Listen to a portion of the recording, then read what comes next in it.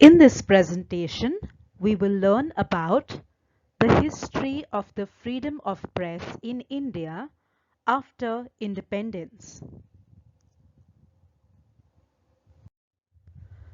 The history of freedom of the press before India's independence was characterized by a swing between imposition and relaxation of restrictions on the press.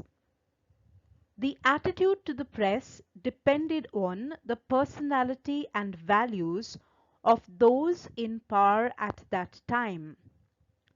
The swing from freedom of the press to control of the press has persisted in the post-independence period, again depending on the personality and values of those in power.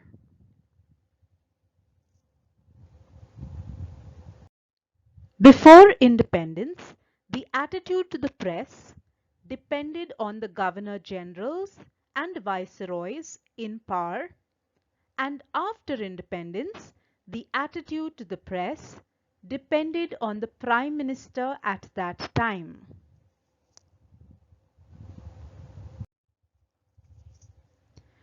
In the post-independence era, the press enjoyed a large measure of freedom because Pandit Jawaharlal Nehru, the first Prime Minister of India, was a liberal who realized that for the successful functioning of democratic setup, the freedom of the press was absolutely necessary.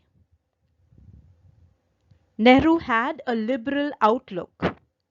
He was a Democrat and welcomed criticism, whether it was from political parties or from newspapers. During his regime, the press was tolerated as he was quite generous in overlooking and ignoring its criticism of his government's policies and programs. To him, criticism was a way in which the working of the government could be improved, and so not only to be tolerated, but also to be encouraged.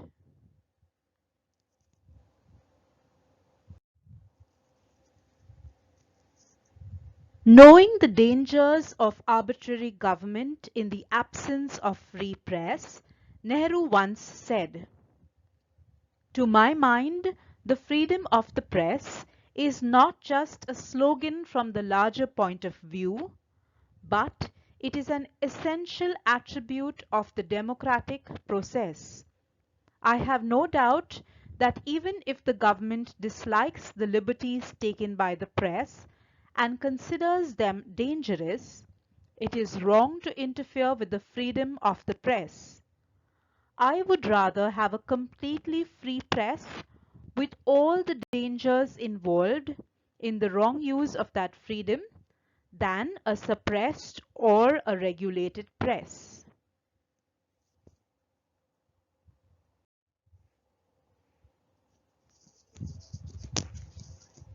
Although Nehru was a liberal and believed in freedom of the press, he was forced to enact laws curbing freedom of the press after independence in order to check increasing writings with communal overtones. He found that the press was contributing to the already difficult situation created by the partition of India on communal lines. On October 23, 1951, he got a new act passed called the Press Objectionable Matters Act. It was similar to the legislation passed during the British regime in 1908, 1910, 1930 and 1931. This act was a reflection of Nehru's concern over the newspaper's role in rousing communal discontent in India. Objectionable matters included any words, signs, or visible representations which were likely to incite or encourage any person to resort to violence or sabotage for the purpose of overthrowing or undermining the government, or to interfere with supply and distribution of food or other essential commodities or services. The passing of this act brought protest from editors and journalists throughout India.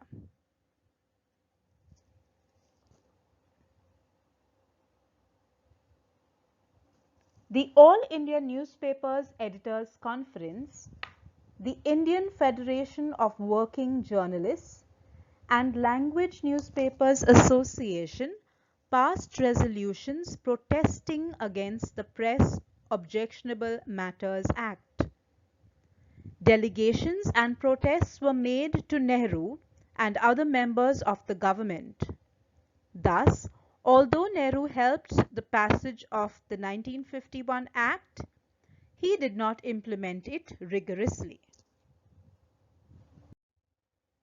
Finally, in order to quiet the journalists, Nehru in October 1952 announced the formation of the Press Commission, composed of distinguished personalities, to look into the whole issue of the press in India. The Press Objectionable Matters Act was allowed to lapse in 1956. The Press Commission report issued its recommendations in 1954.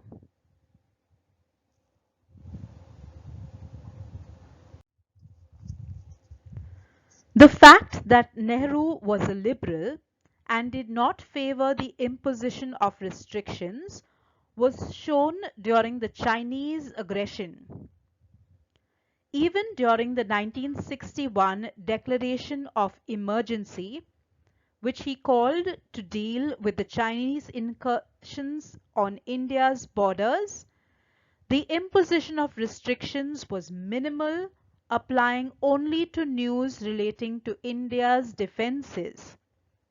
There was no concentrated attempt made by Nehru government to systematically censor the press.